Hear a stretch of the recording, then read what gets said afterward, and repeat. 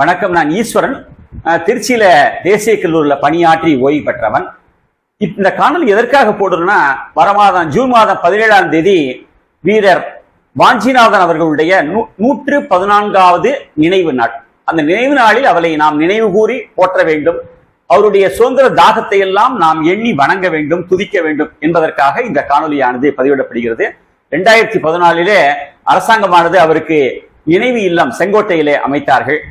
தற்பொழுது மணியாச்சி ரயில் நிலையமானது வீரர் வாஞ்சி மணியாச்சி நிலையமாக பெயர் மாற்றம் செய்யப்பட்டுள்ளது. ஆக அவரை நாம் போற்ற வேண்டும். வீரர் வாஞ்சிநாதன் அவர்கள் 1886 செங்கோட்டையில ரகுபதி ஐயர் ருக்மணி அம்மாள் தம்பதிக்கு 2வது மகனாக பிறந்தவர். அவர் செங்கோட்டையில பள்ளி படிப்பை படிக்கிறாரு. திருவனந்தபுரத்துல MA படிக்கிறாரு. பரோடால போய் அவர் காட்டு இலாக்கால அந்த படிப்பை படிக்கிறார். அதனால அவருக்கு திருவிதாங்கூர் சமஸ்தானத்துல வன இலாக்கா பணியில கிடைக்கிறது.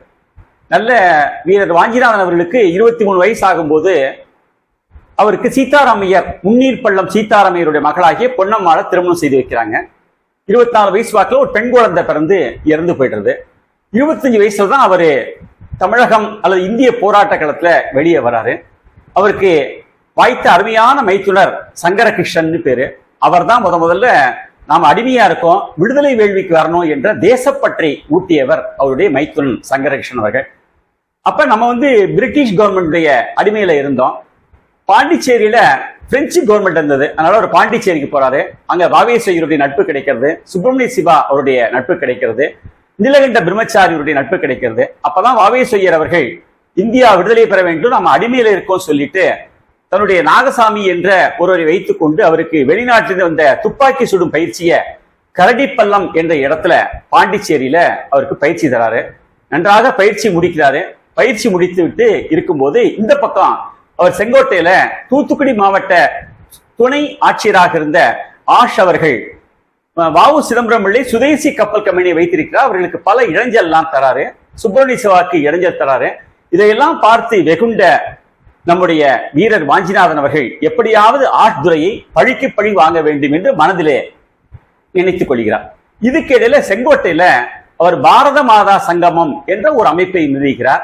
அதற்கு அங்கே இருக்கக்கூடிய வாசகசாலையில் உள்ள நண்பர் சங்கரலிங்கம் அவர்கள், அழகிரிசாமி அவர்கள் போன்றவர்கள் அவருக்கு நட்பாக இருக்கிறார்கள். அங்கே காளி மாதாவுக்கு வழிபாடு செய்கிறார். அப்பொழுதுதான் திருநெல்வேலியினுடைய ஆட்சியராக ஆஷ் அவர்கள் நியமிக்கப்படுகிறார். உடனே மணியாச்சி 1911 ஜூன் மாதம் 17ஆம் தேதி திருநெல்வேலியிலிருந்து மணியாச்சி வெயிலில ஆஷ் துரை அவர்கள் குடும்பத்தோடு பயணிக்கிறார்.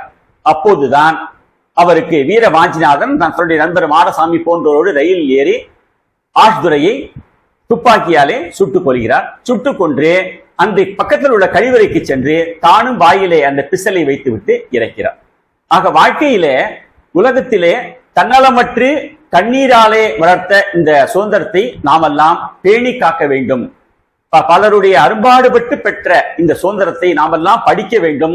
பெரிய சான்றோர்கள் அவர்கள் உள்ளத்தை கொடுத்தார்கள். கருத்தாலும் கரத்தாலும் நாடு நன்றாக இருக்க வேண்டும்.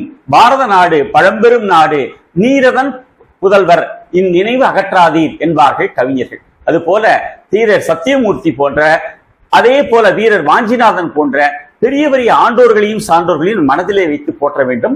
வாழ்க வீரர் வாஞ்சிநாதனுடைய புகழ், வளர்க அவருடைய சுதந்திர பேரு. ஜெய்ஹிந்த். வணக்கம்.